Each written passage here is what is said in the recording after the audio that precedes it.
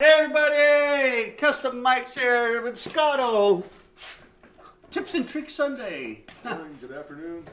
on our personal projects and everything else that's going on. We have a whole bunch of stuff to talk about today. Anywhere from shaping sheet metal, making templates, to cutting glass successfully and not successfully, and whatever we can fit in between. It's been an exciting week working from home, like I always do. Right. Scotto is an essential employee for a large corporation, and he's been working long days, long 12-hour days, so we don't have as much done as we would want to. Yeah. And I've been working a lot with some of my friends' cars and stuff too, so not as much to do on the Volvo either. The Model A left on its way up, and I have a new project car here, a Carmagia for a friend of mine, which I'm looking forward to tearing into too.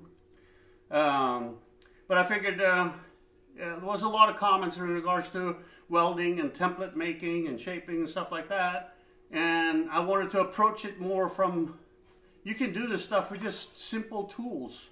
Like I have a big, just a piece of wood and a hammer with a high crown and some videos on YouTube. You can do it too. And we have some examples we'll show you too. But I think we're just going to start with templates. So rather than watching us yap here, I'm going to get hooked up and we'll start walking you around the shop so you can get an idea. Let's get this on. Hey Dana, good to see you. All right. Thank you, Scotto. Scotto will be our van now today. We're going to start. Let's get the chairs out of the way. Yeah, just go in between the 40 and the Volvo so they get out of the way a little bit. All right. So templates. The best place I found for template material are the big sheets that you can find, a little thicker stock that you can find at the dollar store. And I think it's 2 sheets for $1. I just grab a stack of like 20, 30 of them, and it doesn't matter. You can cut 13 pieces out of paper. It costs very little. I make mistake on, and they're really good that way for templates. And one of the things Scotto has is a template for the feature line on the outside of the headlights that he made, so you can make sure that it's the same on both sides. And it's really important that you mark them, what they're for, what's front, what's side, and so you have as much information as possible. What it might be. And what it might be for, which is fantastic too. And you can show them where it goes. He just wanted to make sure that this feature line that we're putting in, let me get it from the front so you can see it a little better. So you can get that feature line to have the same angle on the right and the left side, or same line or swoop, whatever you want to call it. Flip it. And then you just flip it over because you know what's right and left. I know it's a little hard to see with this shaped piece over it. But templates are really good that way, and it allows you to go from not knowing what you're going to do to having a panel. And essentially it's like, what the hell do we do now? Part of my language. We want to get to here, and this is just a rough in, so to say. And one of the ways to do it that's really easy is actually if you take a welding rod or any rod that is flexible and you lay it on the panel and you just put enough pressure on it to reach what it is that you want to do, then you get that crown in it that you want. And you can even force it a little bit and do a higher crown or a lower crown to get the shape that you are looking for. And also, if you hold it steady, you can see where the template needs to begin and you see where it ends. And if you just carry that down over, you'll get the spots where the template should start and end. And you can mark it out with the series of dots and then connect them, or connect the lines, so to say. And you can then turn that into a paper template. Obviously a rough paper template. Oop, a little too far there. Obviously a rough piece of templates, but that gives you an idea of where the piece of metal needs to look like for you to fit that empty space, so to say. Now, a lot of people, they would just take a piece of sheet metal and actually just bend it straight over those two spots. Go ahead and put it on there. Yeah, bend it over your knee and Yeah. The problem with that is you don't get the shape in it or the crown, and you end up with a lot of filler material that you really don't need to. And when you weld it, it'll draw it down even further. And you can see when he puts that on, you can see that there's a big gap that you're going to end up filling material. And there's more of a gap there than it's going to be in the seam. So the amount of filler that you need there is less than what you're going to have to fill there. And that's kind of an important part. This is why we put in a three-dimensional shape in a part to match kind of the crown. So then we go from template, and then it goes the other way, yeah. And we usually make it bigger than the template, so we have a little bit of work with. Keep it in mind that metal and paper doesn't work exactly the same when you shape it, but that is a good start. And then you trim or add as you need. And it's the same with the paper. You have the ability to trim and add and make corrections on the paper, and I do that all the time. And the same, I want to make sure I point this out. Mark what it's for, whether it's the driver passing side and front and out. Makes it a lot easier to figure out what you intended to do.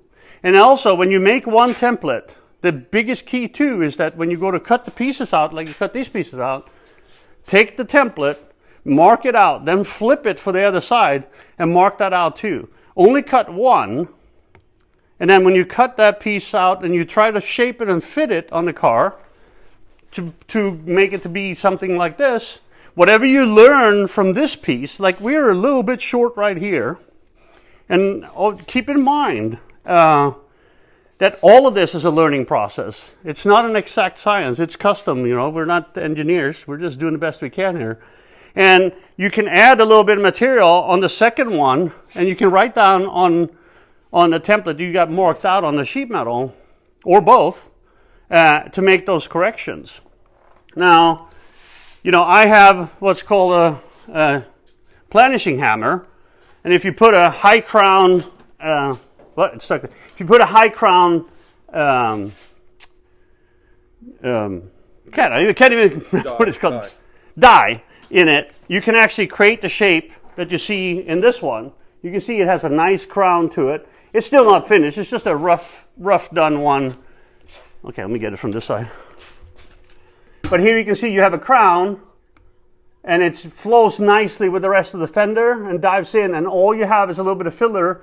After we cut it back and do the welding, there'll be a little bit of filler right there that you need to do, and then just a little bit something just to fill the imperfections. If you compare that to, run it over here again. See how this is just a flat piece? You see the bow in the center right there? That would be all filler or more. So that's what a little bit of shape about. But what I wanted to show you too is that one of the ways to make shapes, if you don't have one of those hammers, or a shaping tool, you can get a high crown hammer and this piece of wood. It doesn't have to be special, this, that, and the other. If you're starting out, I mean, I made this piece right here, which is for the Volvo. This is a 16 gauge because I wanted a little more structural strength in the tunnel. But this is all done beating the heck out of it in here to create the shape, and then twisting, bending, and, you know, forcing it into place.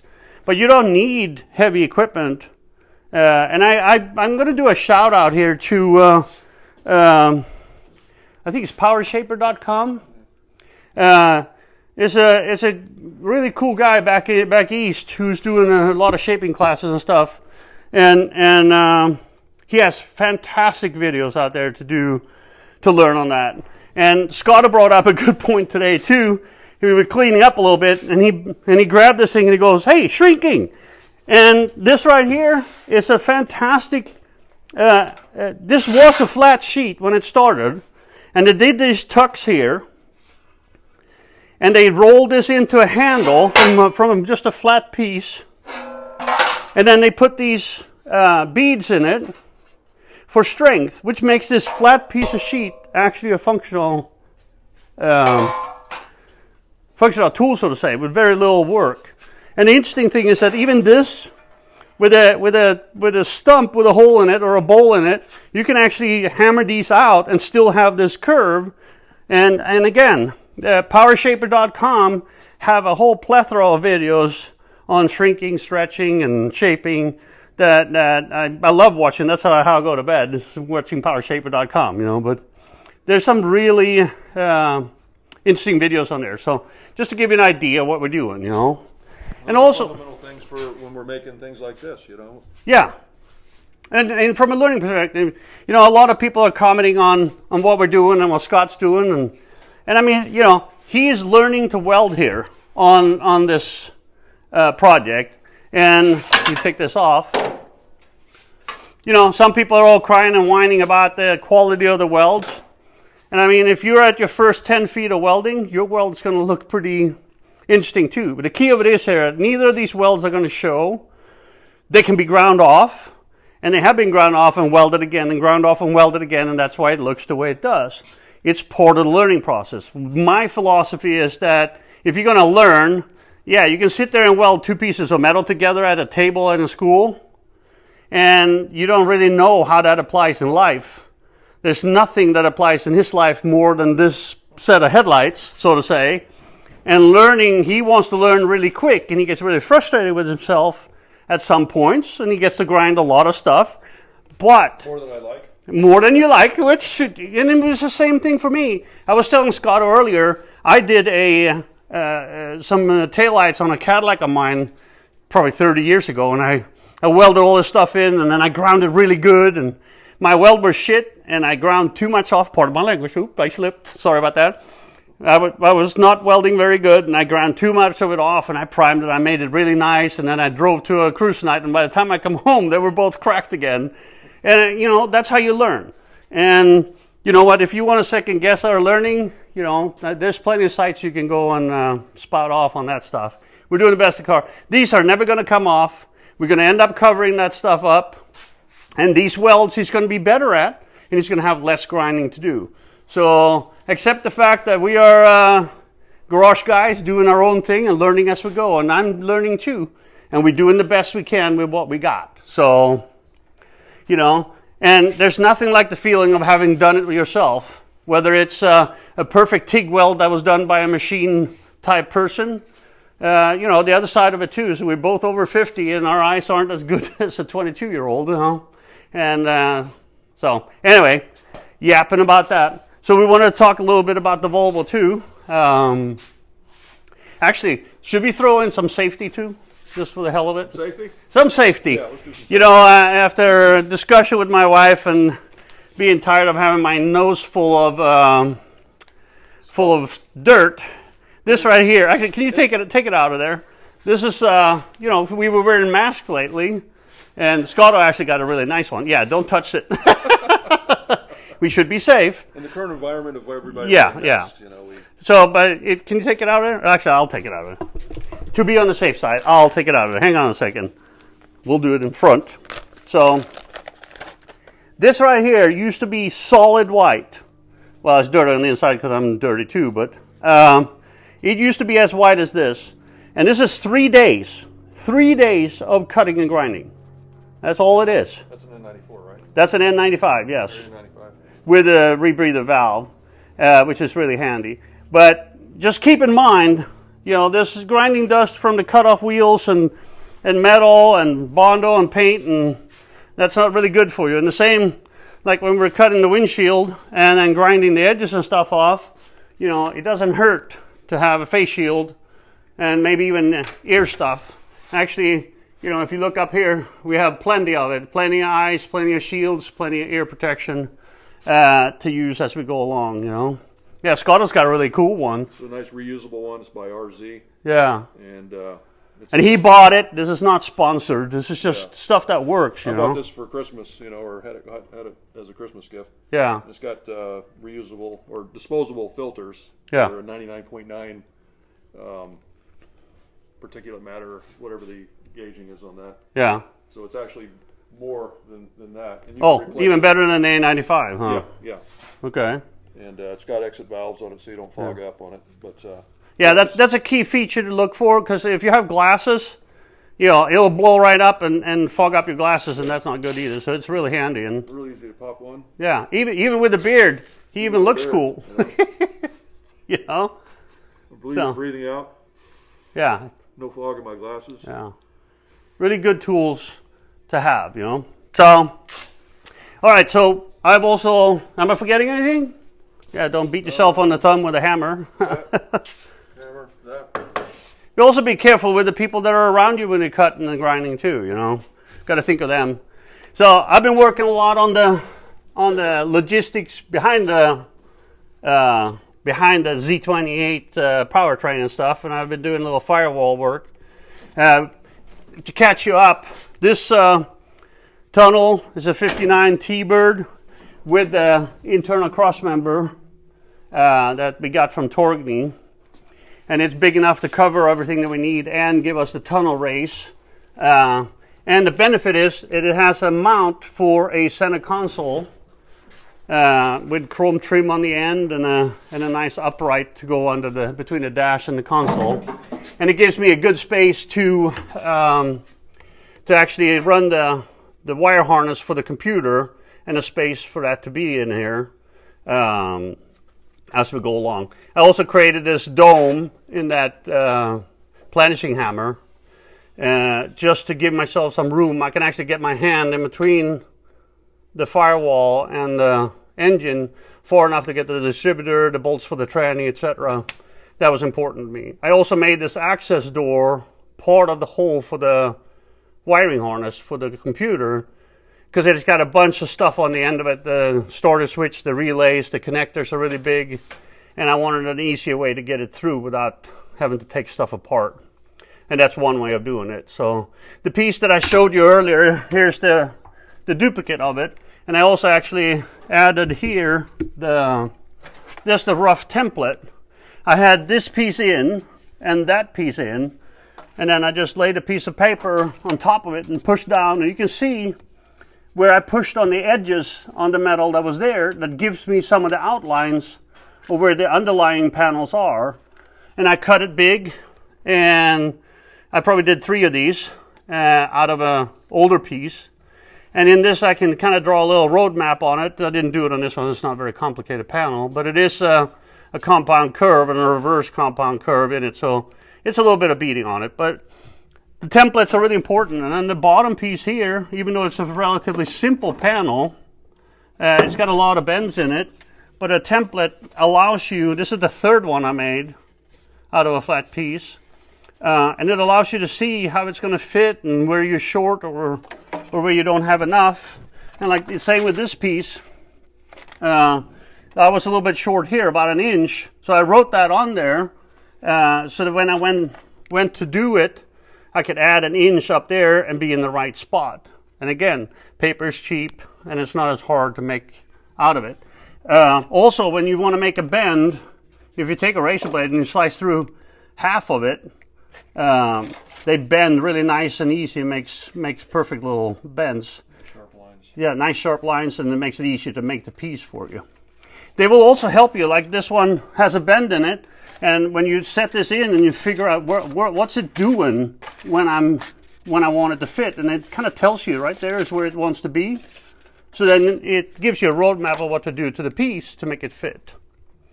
So all of these are again 16 gauge, because I want to build some strength up in here to replace some of the things that I actually cut out. So that's 2 cents about that. And the duplication. Yeah. Yeah, you want to show them? Just lay it down there.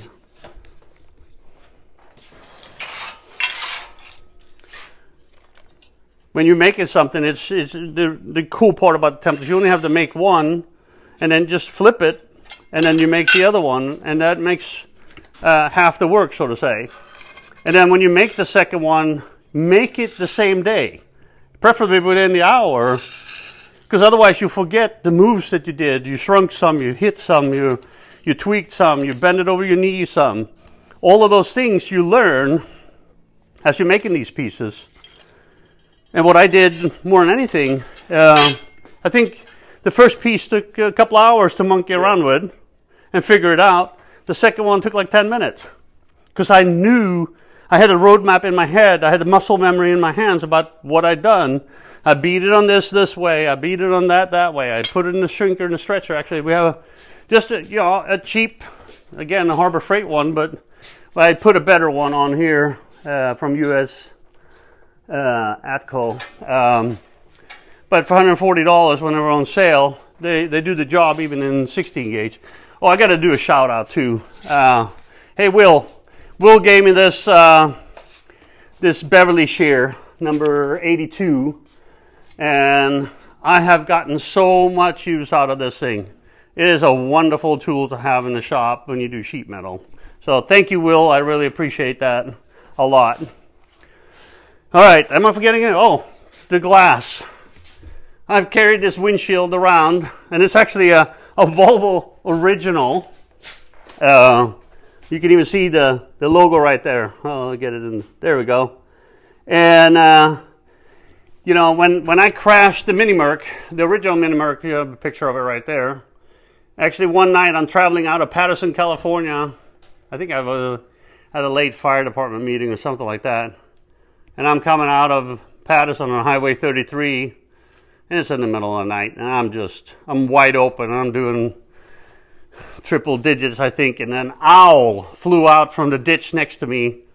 And as he saw me, he turned running forward, and he hit right about here and took out the windshield and put a huge dent in the roof and scattered glass all inside the car. But the guy who originally cut my windshield in that Volvo was Ron Brooks out of Custer Valley. He had a glass shop there. And thank you for that, Ron, by the way. I called and ordered the new windshield from him in, I think it's like 91, 92, somewhere around there.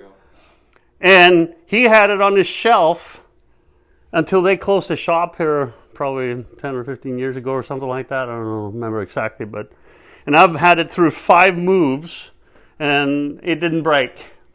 And Tony was here up from Livermore. What's the company name again? Tri-Valley Auto Glass. Tri-Valley Auto Glass, that's right. Tri-Valley Auto Glass. Tony's the guy. He's actually the guy that did the windshield in my car hauler in the International. Yeah, you can't see it in the camera out there. Yeah, it's sitting out there, but you can't see it. So anyway, he was here, and the first cut, he got through it, and he's tapping in the center to get it to start to go. And the very corner sapped, it just cracked and went straight down. And that's all she wrote. That is part of the risk that you take when you make a custom car. Glass is an unpredictable piece. And there's many aspects of it that is an art. And Tony is an artist, but there's no guarantees when you cut glass. Sometimes it works, sometimes it doesn't. We probably, I think in the car hauler we put the third window went in without cracking. Just something to keep in mind. But it gives me a new sense of what the glass is going to look like. And even though it's broken, I don't really care, because now I know I have a template for both the roof to make sure I weld it in the right space. And then I can fine tune it, grind on it, and not worry about it until I have a perfect fit with a new window seal and new trim in it, which has been really important to me too. And I can just stuff this windshield in with cracks and all, and then drive it up to Tony at Tri-Valley Auto Glass to have him put the final one in when I'm at that stage. So anyhow, we also have we had another friend of ours that were here. Has a 57 Chevy, and we fixed the fender and stuff on. And we had a long talk the other day about repair versus replace. And I thought it'd be a good video to kind of talk a little bit about making decisions on pieces that are important to you. And yeah, that actually is the best one, I think. If you flip it over and put it down. This is a filler item for a 1957 Chevy. Between the radiator goes here, and the bumper stuff goes in front here. And this particular one has rust in the mounting areas, and on, whoops, monkeying with my antenna, and rust in the end areas. And, you know, there's a few hours of work in that one, but you can buy that piece for, I think he said $150. And most of the shops today, I'm not that much, but many shops are $150 an hour. So you really have to think about, hey, what is most cost effective? Can I find a used one that's good? Can I find a new one that's priced right and have decent fit? And you know, it's the same, the core support, which is this part, it is broken and it's bent from some activities in its earlier years. It has been on the road for what, 50, 60 years? And but it's available too for $200. Yeah, it's twisted. You can kind of see it when you look from above. Yeah, and when it pivots. So, you know, you can only put so much time in it, and then $200 you can have a brand new one. When it comes to these parts, they have the small holes in the front and a little hole in the rear, but these ones are almost $500 new. So cutting out and putting those pieces in won't cost as much because it's largely flat panels and not a lot of complicated shapes. So anyhow, that's kind of where we're at, and we'll just give you an overview. And thank you, Scotto, for helping yapping around with the parts. If you have any questions or thoughts or concerns or anything, put them in the comments. I will get to them a little bit later. It's harder to follow all the comments today. I want to thank Tony too for coming down, bringing down the Gia and picking up the Model A truck for JR up north. He's really excited to see that one, and we're excited to start on the Gia for my friends there. And I think that's pretty much wraps it up for what we have. Yeah. We just figured we'd give you a few hints and tips and tricks and give you an idea where we're at, and give you something to watch and us something to do, because, you know, we can't go to the car shows and stuff, and we hope that you're all are as healthy, as safe as you can possibly be. And it's a perfect time for you to get on your project and move it forward. You know, maybe finish that kitchen or do the bathroom remodel or whatever else that... Plant a tree. The what? Plant a tree. Plant a tree. Hey, that's a good one. We terraced one part of the backyard and put some flowers, and we actually planted tomatoes and corn and a few other things. So thank you for everybody to help with that too. So, but yeah, we want to entertain you, and we want to practice our camera skills and you know, the on-air personality traits. So anyway, love you all. We appreciate you guys hanging at Customikes. We'll see you the next one. Be safe. Thank you. Bye.